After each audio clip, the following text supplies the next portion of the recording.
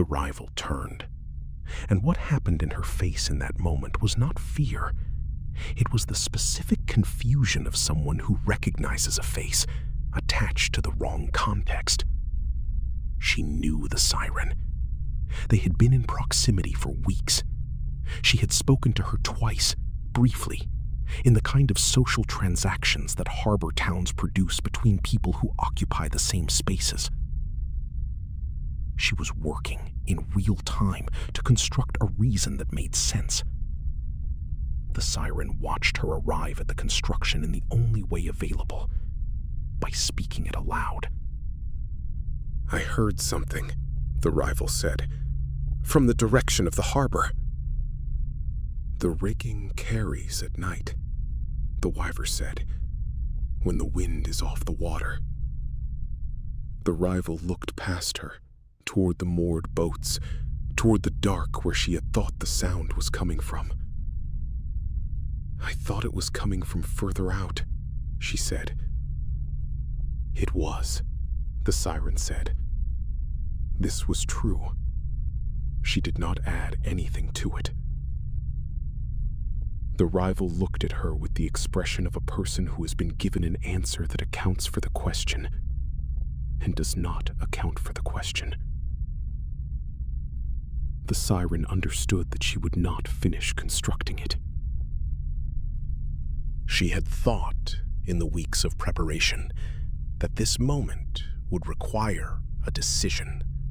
She had planned for a decision, had built a logical framework around it, had rehearsed the reasoning.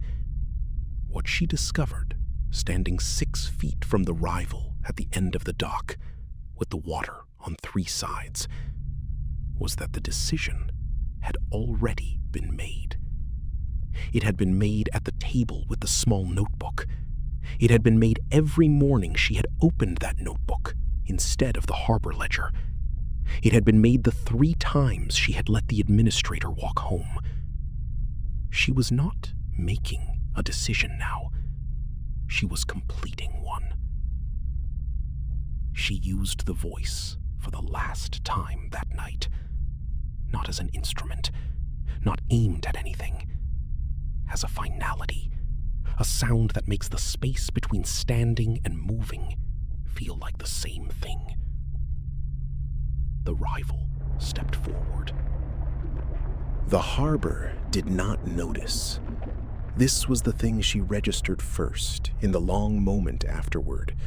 Not what had happened, but what had not happened around it. The rigging continued. The water continued against the pilings. The distant voices from the tavern continued. She had grown up in an element that absorbed the deaths inside it without ceremony, that closed over the absent the same way it closed over the present, that held no record of what had passed through it. The harbor worked this way too.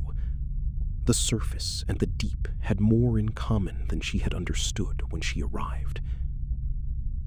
She stood at the end of the dock. She was not shaking. She was not breathing differently. She was not experiencing grief or triumph or the specific version of disgust she had anticipated as a possible outcome when she had allowed herself to consider this moment in advance.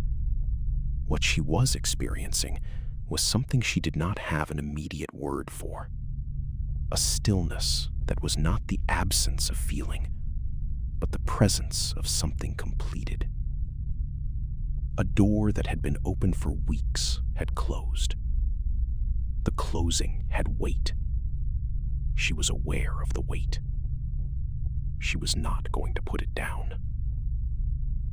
What she did not do, and she noted this in the same part of herself that had been noting everything for 11 weeks, was look at the water. She had looked at the water after everything else that had happened here, after the first night she saw the prince, after the administrator walked home the 3rd time, after her sister went under following the ultimatum. She looked at the water when she needed to understand where she was in relation to something larger than the moment she was standing in. She did not look at it now. She understood why, and she did not examine the understanding. And she turned and walked back up the dock toward the dark lanes that led to her room. The harbor lights were the same. The town was the same. She passed 3 people on the way back. A man closing a shutter. 2 women talking at a corner. And none of them looked at her differently than they would have looked at her yesterday. She had known this would be the case. She had known the surface absorbed things. She had planned for this knowledge to be useful. It was useful. It was exactly as useful as she had planned. It was also walking through the ordinary town in the ordinary dark. The loneliest thing she had ever felt. There was a basin of water on the table beside the window. The water in the basin had gone cold while she stood there. She had not noticed it going cold. She registered this now. The temperature against her hands. The specific quality of water that has been sitting long enough to reach the temperature of the room, rather than the temperature of effort. She had been standing at the table long enough for the water to go cold, and she had not noticed. Then she began to build the version she could tolerate. This was not a conscious process. It was something she had not known she could do until she found herself doing it. The way you discover a capacity in the exact moment you need it. The version went like this. The rival had been an obstacle, not a personal obstacle, an operational one. The mandate required the prince. The prince was inaccessible while she occupied the space she occupied. The tools the siren had been given were designed for exactly this kind of problem. The witch had sent her up to balance an account. This had been a necessary step in that balance. These things were all true. She arranged them in this order and held the arrangement steady. What the arrangement required her not to look at was also true, and considerably less workable. That the license administrator had been an easier target, a more direct blow to the account, a name on the right list. And she had walked past him 3 times. That the rival's name appeared on no list. That the voice the witch had given her had been aimed tonight at something the mandate had never specified and would never have required.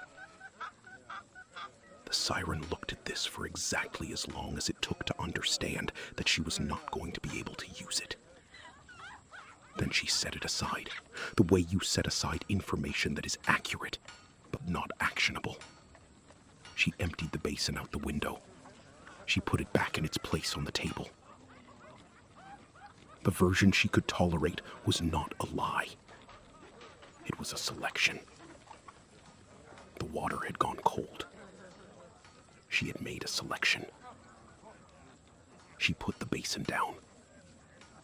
She sat down at the table. She did not sleep for a long time. In the morning, the harbor opened at the usual hour. She opened the harbor ledger.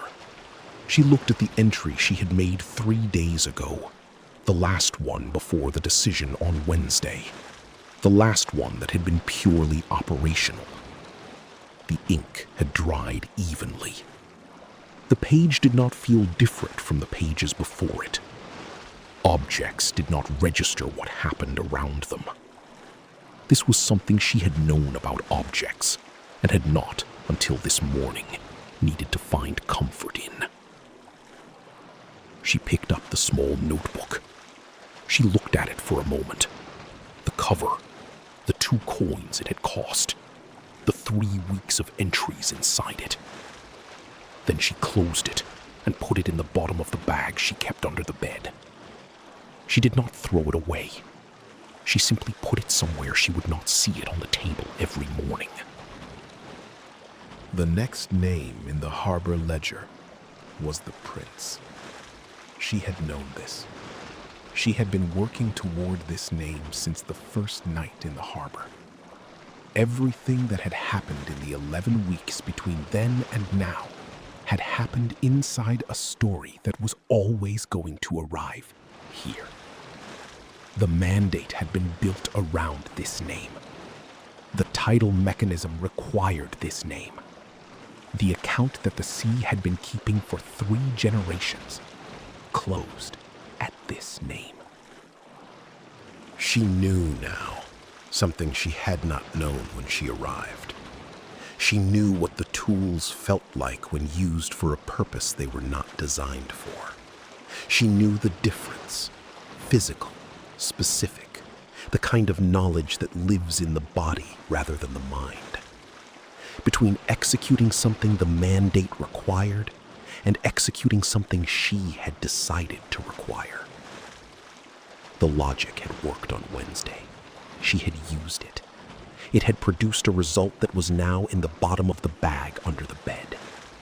The result was permanent, and the logic had produced it cleanly, and she had not fallen apart, and the version she had built had held. But using the same logic on the primary target meant using it on something that was exclusively the mandate. Nothing personal underneath. No misalignment between what she was doing and what she was telling herself she was doing. Clean. The way the first 3 names on the harbor ledger had been clean before the small notebook existed. She was not certain this was still possible. She was not certain it was not. That uncertainty was new. She did not have a category for it. The harbor was the same, and the boats were going out, and the ledger was in front of her. She turned the page. The paper gave slightly under her thumb before it moved. The small resistance of something that has been held in place long enough to forget it can. Then it moved. She began to read.